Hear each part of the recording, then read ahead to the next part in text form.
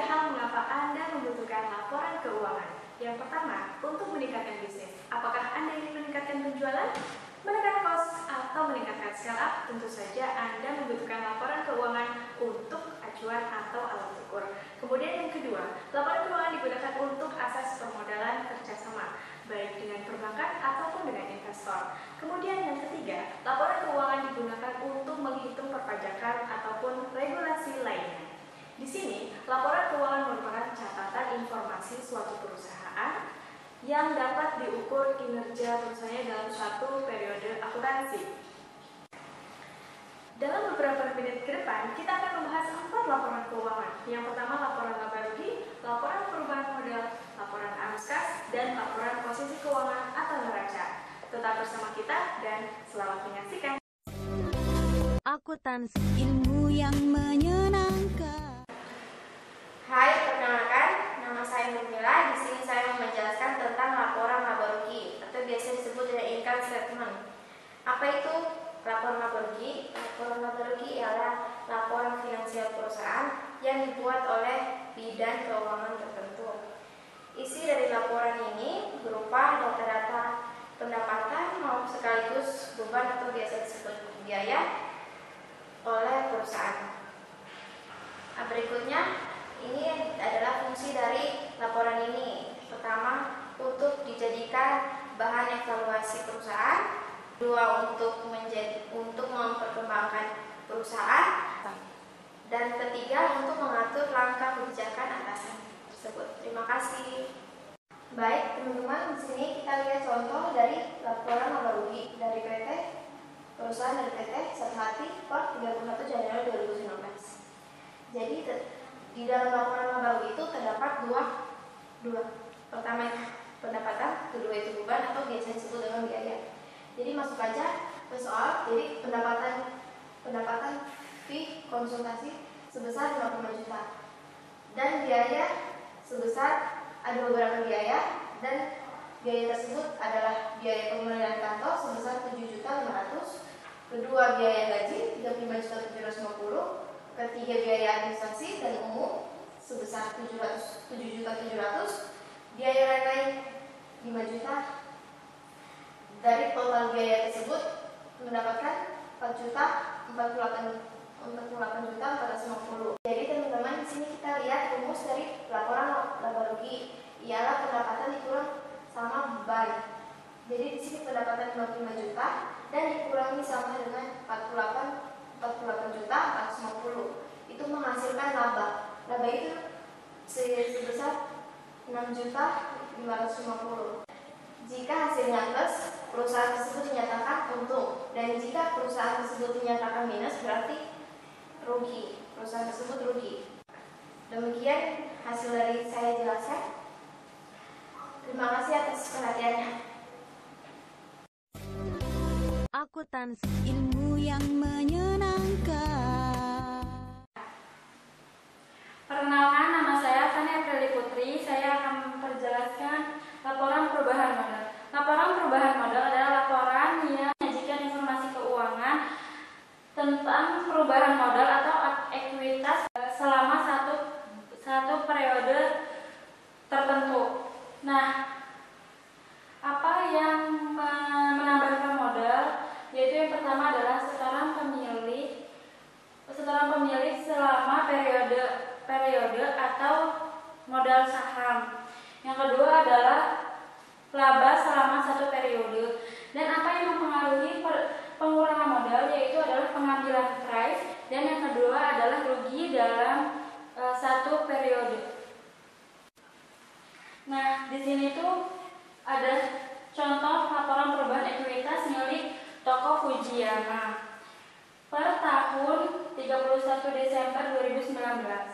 Nah, di sini modal Nyonya Ani per November 2019 adalah 5 juta dan ada penambahan setoran modal yaitu sebesar 300.000 dan ada laba bersihnya senilai 250.000. Jika dijumlah adalah totalnya 5.550.000 dan ada pengurangan. Nyonya Ani mengambil price sebesar 100.000 dan modal Nyonya Ani per 31 Desember adalah 5.450.000. Akuntansi ilmu yang menyenangkan. Halo teman-teman semua, perkenalkan nama saya Kodi Setiawan. Pada kesempatan kali ini saya akan menjelaskan tentang laporan posisi keuangan atau yang biasa disebut neraca. Laporan posisi keuangan atau neraca adalah suatu laporan keuangan yang di dalamnya terdapat beberapa informasi mengenai akun-akun aktiva serta hal-hal yang menjadi kewajiban perusahaan dalam satu periode. Laporan posisi keuangan atau neraca ini biasa dilakukan minimal 1 kali dalam 1 tahun. Dan dalam neraca ada 3 unsur di dalamnya, yaitu ada aset, ada kewajiban atau yang biasa disebut liabilitas, lalu ada modal yang biasa disebut ekuitas. Jumlah dari aset harus sama dengan jumlah kewajiban ditambah modal. Selanjutnya kita akan melihat contoh dari laporan posisi keuangan. Berikut ini adalah contoh laporan posisi keuangan dari Salondia per 31 Juli 2015. Nah, di sini ada aset yang merupakan akun aktiva. Nah, akun pasifanya yaitu ada kewajiban dan ekuitas. Pada akun aset ini kita menaruh semua harta yang kita miliki. Contohnya di sini adalah aset lancar, yaitu kas, piutang usaha, perlengkapan, sewa dibayar muka. Jumlahnya 2.500.000. Lalu ada aset tetap.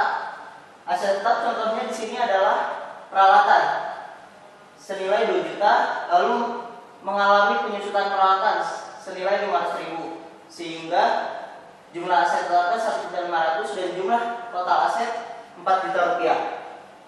Lalu di sini ada kewajiban atau yang biasa disebut liabilitas. Kewajiban di sini contohnya ada kewajiban jangka pendek, utang usaha, utang gaji. Nah, lalu dijumlahkan senilai 900.000. Lalu ekuitas atau modal. Modal dari Salondia ada 3.100.000 rupiah. Lalu jumlah kewajiban tambah ekuitas senilai 4 juta rupiah. Nah, jumlah aset dan jumlah kewajiban ditambah ekuitas harus sama, harus balance. Kalau sudah sama berarti laporan posisi keuangan kalian sudah benar. Jika masih ada yang tidak balance, berarti kalian lupa memasukkan akun di aset atau di kewajiban atau ekuitas, begitu. Lalu apa sih tujuan dari laporan posisi keuangan ini? Tujuan dari laporan posisi keuangan ini adalah untuk menganalisis bagaimana perubahan kondisi keuangan di perusahaan tersebut atau di Salondia ini. Lalu untuk menganalisis bagaimana kewajiban perusahaan untuk membayar hutang jangka pendek maupun jangka panjang. Begitu penjelasan singkat dari saya. Terima kasih. Akuntansi ilmu yang menyenangkan. Halo, perkenalkan nama saya Dika Merdekawati. Di sini saya akan menjelaskan tentang laporan arus kas atau biasa disebut dengan cash flow. Pengertian dari laporan arus kas atau cash flow adalah catatan keuangan yang berisi informasi tentang pemasukan dan pengeluaran dalam satu periode akuntansi. Nah, catatan keuangan ini hanya mencatat semua transaksi dalam bentuk cash atau tunai. Dalam cash flow terdapat 3 bagian, ada operating activities, investing activities, dan financing activities.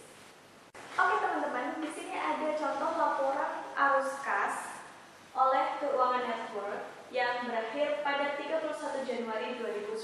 Kita ingat bahwa cash flow statement terdiri dari 3 bagian, operating cash flow, investing cash flow, dan financing cash flow.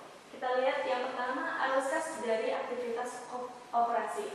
Kas yang diterima dari pelanggan ini adalah tunai 7.500.000, kemudian dikurangi pembayaran untuk beban. Jadi kas uang keluar untuk beban sejumlah 4.600.000, sehingga arus kas bersih dari kegiatan operasi sejumlah 2.900.000. Kemudian perusahaan Keuangan Network melakukan kegiatan investasi dengan investasi tanah sejumlah 20 juta rupiah. Di sini ditanda kurung karena ini adalah tidak dalam bentuk tunai, tapi dalam bentuk investasi. Oleh karena itu dikurang. Kemudian yang ketiga adalah ada kegiatan pendanaan yang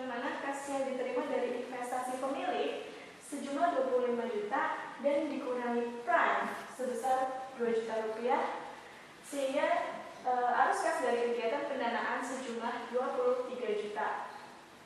Dari ketiga jumlah kegiatan yang ada di laporan arus kas, operasi, investasi, dan pendanaan, jika dijumlahkan maka terdapat hasil 5.900.000. Inilah uang kas tunai yang ada di perusahaan keuangan network yang berakhir pada 31 Januari 2019, yaitu sejumlah Rp5.900.000.